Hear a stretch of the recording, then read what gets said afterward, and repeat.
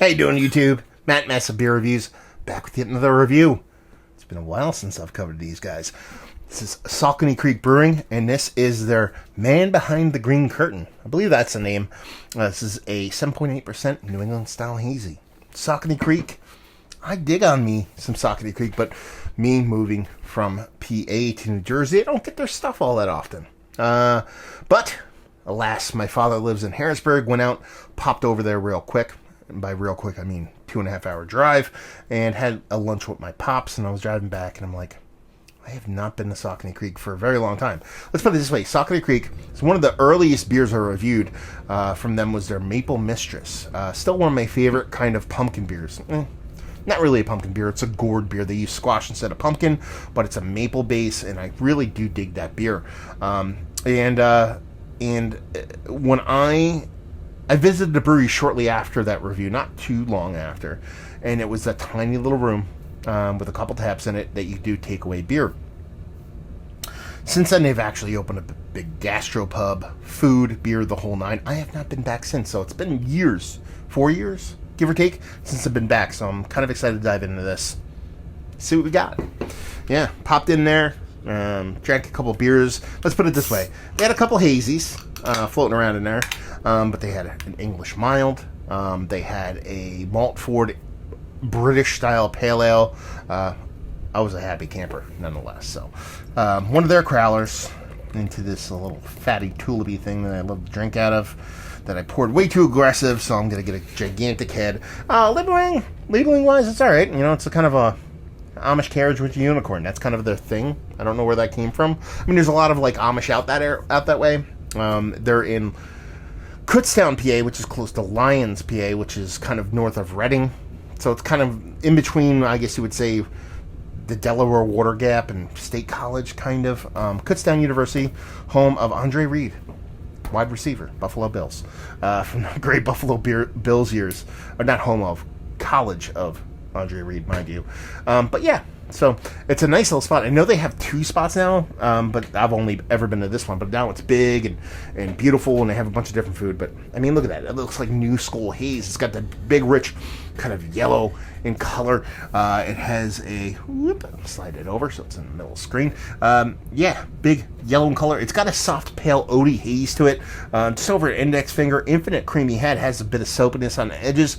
A little bit of rockiness in the middle. It's kind of covering the gamuts of all looks when it comes to this beer. So yeah, I mean, she looks pretty inviting, to be perfectly honest with you. Let's get a nose. Grass is the name of the game here. Grass, green weedy grass, greenness. And it's not danky, it's not weedy. It's just like this green chlorophyll. Because I know what chlorophyll smells like.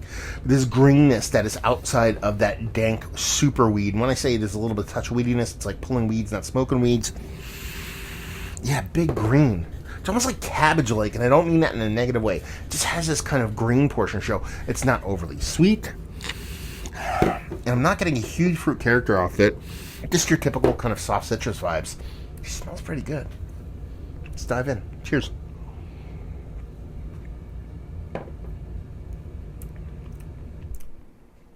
I mean, that's kind of how she follows. There's a nice, soft, there's a nice kind of tropical fruit mango thing going on there. Like a soft honey thing? This is kind of cool. This is not what I typically get. A lot of these flavors aren't what I typically get from a lot of New England style haze. But they're not off. They're not negative. They're not a bad thing. This is coming off quite cool. Green leads the way here. I mean, but it's, again, a grassy green, a softer green. It's not onion, it's not dank, it's not that. It's just that soft grassiness. I really dig that quite a few breweries don't really pull off. And it's coming off in here. Not overly impactful. This beer drinks way smaller than its 7.8%, but I dig it.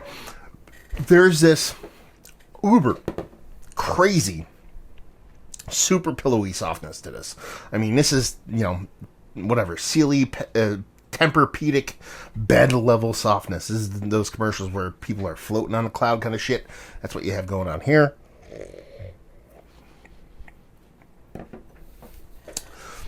And then there's the fruit portion of the show.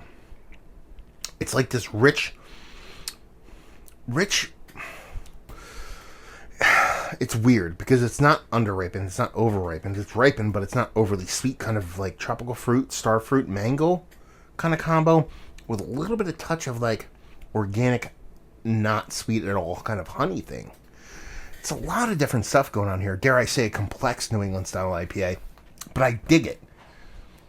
There's a soft little diacetyl thing in there that I can totally get by. Listen, that shit isn't more than half, like 3/4 of all New England style IPAs. But since a lot of these flavors in here are kind of super rounded and super subtle, it's just kind of a little easier to detect here, but it doesn't detract from the beer at all in any form or fashion. I like this. I like it, but I'm kind of confused by it because it's giving me a lot of the bits and pieces and flavors that I typically don't get from New England style IPA. That in and of itself makes me like it. I'm a fan. I mean, that mouthfeel's to die for. The way the fruit represents itself is really cool. And just a mouthfeel alone. Is fantastic. But I dig it. I like the way that grass plays. The whole nine. Fun beer. Let's put it this way. Best hazy I've had from Saucony Creek, hands down, without question. So let's talk about it. It's one of the better NE IPAs, New England style IPAs that I've had in general. Yeah, it's in the conversation. It's not King Shit-a-Fuck Mountain. It's not all the way up there on top, but it's still pretty tasty stuff. And it gets a little bit of extra bonus points for being unique. You can give me a great beer experience, still be a good beer, but also give me unique flavor. You got me. A value and availability, I want to say $12.50 for a 32-ounce crowler. Is that right? I think it might have been cheaper than that. No, I think it was $12.50. Could be wrong. $12.50. Let's say that. It's kind of market value. And leave you with, if you like what we like this beer.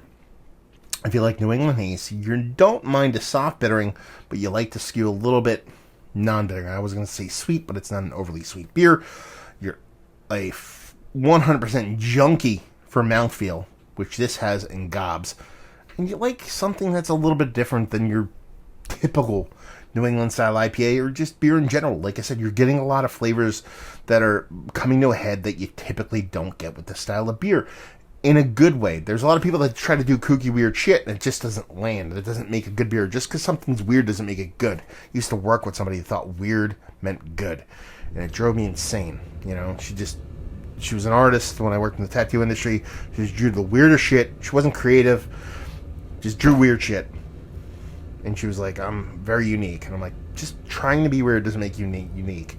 Being organically weird makes you unique. And that's where this one kind of lands for me. So, yeah. If you dig hazies, you love mouthfeel, and you like unique in a good way, this will do you. So there you go. Another review in the books. Hopefully you guys enjoyed it. Down there if you want to talk about it. Massive Beers if you want to check me out doing the social media stuff. Beer Massive. Want to check me out doing the whole podcasting thing. And hopefully you guys enjoyed the review. Hopefully you're enjoying a little bit of New England Haze right now. Hopefully see you next time. Cheers.